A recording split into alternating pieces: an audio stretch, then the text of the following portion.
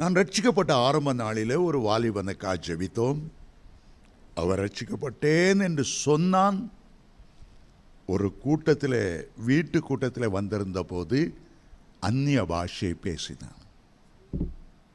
எங்களுக்கெல்லாம் ரொம்ப சந்தோஷம். இப்போதான் ரட்சிக்கப்பட்டான், அதுக்குள்ள அந்நிய பாஷை பேசுகிறானே, ரொம்ப மகிழ்ச்சி. ஆனால் எங்களுடைய கூட்டத்தில் உள்ள ஒருவர் ஆவியில் நிரம்பி முழங்காலையே நடந்து நடந்து அவன் இருக்கிற இடத்துல வந்து ஒரு அதட்டினார். தலை ஆடி ஆடி தொப்புன்னு கீழே விழுந்தான். அப்போதான் எனக்கு தெரியும், அசுத்த ஆவிகள் கூட அழகாய் அந்நிய பாஷை பேசுகிறது. ஆவியின் வரங்களை அறிந்தால் ஒழிய, பத்துணர்கிற வரம் இருந்தால் ஒழிய